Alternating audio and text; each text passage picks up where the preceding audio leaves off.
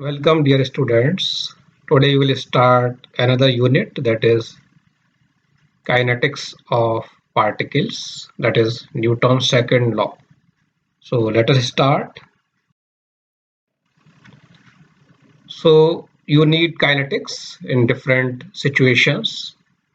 For example, consider this figure. This wheelchair is moving upward. So you need all the forces acting on the wheelchair so that you can design a good ramp. Similarly, consider this swing. So if the velocities are high, then the forces that will act on the rope will also high and that can break it. So you can calculate how much you can go. So let us move on further. So as you all know that Newton's second law of motion, the equation is summation of all the forces acting on any particle is equal to the ma, that is, if the resultant force acting on a particle is not zero, the particle will have an acceleration proportional to the magnitude of the resultant force, magnitude and direction of the resultant force. Now this law is true for Newtonian frame of reference. If your frame of reference is accelerating or rotating, then you cannot apply this law. And another important thing is that the system should have a constant mass. So these two restrictions applies to this law. Another form in which you can express the Newton's second law is linear momentum of a particle. So as we know that we can represent acceleration by A is equal to dv by dt. So the same is represented here, and when you take the m inside, so this m into v is nothing but the momentum, linear momentum. So in other words, you can say that the summation of all the forces is the dl by dt. Okay. And from this you can derive the linear momentum conservation principle, that is, if the resultant force on a particle is zero, the linear momentum of the particles remains constant in both magnitude and direction. And the direction of linear momentum will be same as the velocity because mass do not have any direction. So the direction of L will be the same as of V. Now let us consider the system of units which you are using. So we can use international system of units, that is SI units. So in SI units, the basic units are length, mass and time. Unit of length is meter, unit of mass is kilogram, and unit of time is second. And the unit of force is derived from these three. So 1 Newton of force is equal to 1 kg, and this is the unit of mass, and acceleration unit is mass per second, meter per second square. So 1 Newton is 1 kg meter per second square. But if you are using the US customary units, then in that case the basic units are units of force, which is pound, unit of length is meter, and unit of time is second. And the unit of mass is derived in this case. So 1 pound of mass is equal to 1 pound of force divided by 32.2 feet per second square. Okay. So you can use any, mostly we are using this SI systems. Okay.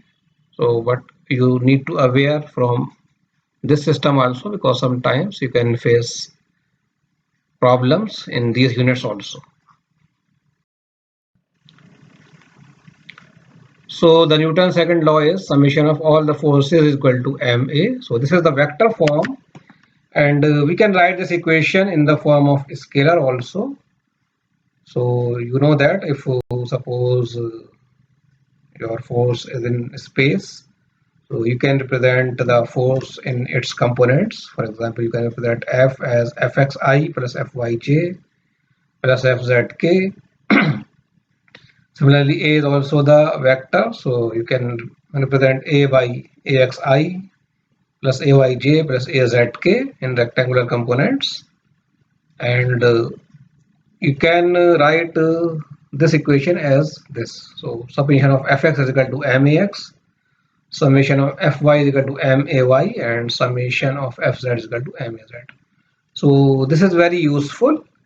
So whenever you are solving problems that are related to Cartesian system, so what you do is you simply break the forces and acceleration into components, and then you will get a system of equations, and you can calculate the unknowns by solving the system of equations. Now another interesting thing is dynamic equilibrium. So in the Newton's second law, what we can do, we can bring the term ma on the LHS. So now your equation becomes F minus ma is equal to 0. So as we know that in statics, when your particle is not moving, the summation of all the forces is 0. So suppose if we consider this minus ma also as a force, that is an inertial force, inertial vector. So now this problem reduces to the problem of an statics, okay?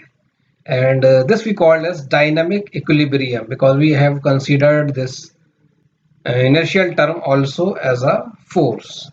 So this is our one force applied force, this is our second applied force F2, and this is our inertial force, and all these forces should be equal to 0. That means your body is in dynamic equilibrium, and you can solve the problem similar to the static analysis which you have studied in unit 1. Okay, and this inertial vector will be treated as inertial forces. Okay, so that is quite interesting. But one thing you should note that inertial forces may be conceptually useful for solving the problems, but they are not like the contact and gravitational forces found in statics. So they are quite different. In fact, they are not force. We are considering them as a force so that we can use the principle of statistics. Now let us see the free body diagrams and kinetic diagrams. So the free body diagram is same as you have studied in your statics course, and we will add the kinetic diagram so that we can perform the dynamic analysis. So consider this figure.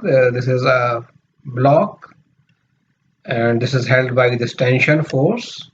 So we will draw the free body diagram for this problem. So there are several steps which you have to follow one by one. So first one is the isolate your body. So what you need to do, you need to isolate the body.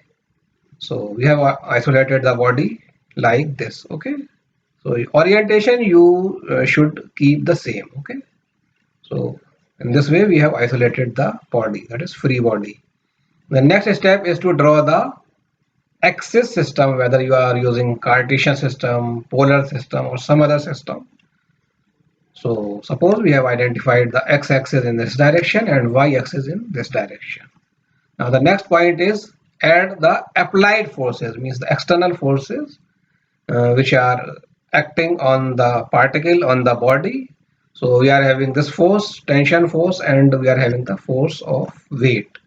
So these forces we have added to the, and the next step is to replace the supports with forces. Okay, so in this case we are having this reaction force and friction force. Okay, so these forces we have added, and the next step is draw the appropriate dimensions. So for example, in this case we have this angle, so this we have added. So this complete the free body diagram. Now we will, so for kinetic diagram, again you isolate the body. So we have done the same, and now draw the mass time acceleration of the particle. Okay, And if you do not know the direction in which direction your body is moving, then simply choose the positive direction. Okay, so since we do not know whether body is sliding downward or it is moving upward, so we have chosen the positive directions. Okay, so this is how you can draw the free body diagrams and kinetic diagrams. And on the LHS you are having summation of F, and on the RHS you are having M into A. Okay, now let us draw the free body diagrams and kinetic diagrams for some more problems. So this is your problem. You are having two blocks. One is in the shape of trapezium, another one is in the shape of rectangle, and these blocks are connected by a cable like this. So we have to draw the free body diagram and kinetic diagram for this figure. So let us start. This is our original figure. Now we have to follow the steps. As I told, first thing is to isolate the body. So we have isolated our body like this. We have isolated the body from this ball and this pulley. Okay, then we have to draw the axis. So again we have considered the axis like this. Okay, the next step is to means to draw the applied forces. So we have the force of this mg which is applied, and next step is to replace all the supports. Okay, so there are quite a few supports. So for example, this is this support N1, then we have friction force here. Then on the top of this trapezium block, we have another friction force, another support. Then we have tensions at the cables. Okay, so these are all the tensions which are shown. Okay, and the dimensions which we have already drawn, this 25-degree. Okay, and now we draw the kinetic diagram on the right hand side. Okay, so once again we have taken the body and we have drawn the kinetic diagram MAY and MAX, and MAY is 0. Okay, because the body is not moving in vertical direction, it is moving in the horizontal direction only. Now let us draw the free body diagram and kinetic diagram for another problem. So this is your problem. Assume there is a friction acting between the rod and collar, and this motion is in the vertical plane. Okay, and theta is increasing. This theta is increasing. So once again we will follow this. So we will isolate the body. So this is our body. So we have isolated it. Then we will draw the axis. So we have taken the r and theta directions. Okay, so the radial direction will be here, and theta direction will always be perpendicular to the radial direction. Then we will draw the applied forces. So in this case we have mg as the applied force. Then we will replace the support. So there are two supports. One is the reaction and one is the friction. Then we will draw the dimensions. So this is our dimension, theta angle. And then we will draw the kinetic diagram. Okay. So on the RHS we will draw the kinetic diagram. So MA theta and MAR. So this completes the free body diagram and kinetic diagram for this problem.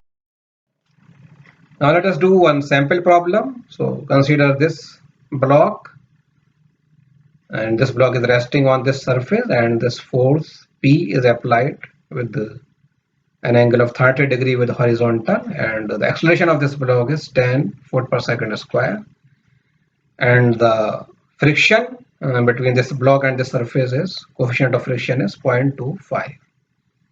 Okay, and we need to find the magnitude of the force P. So this P is unknown.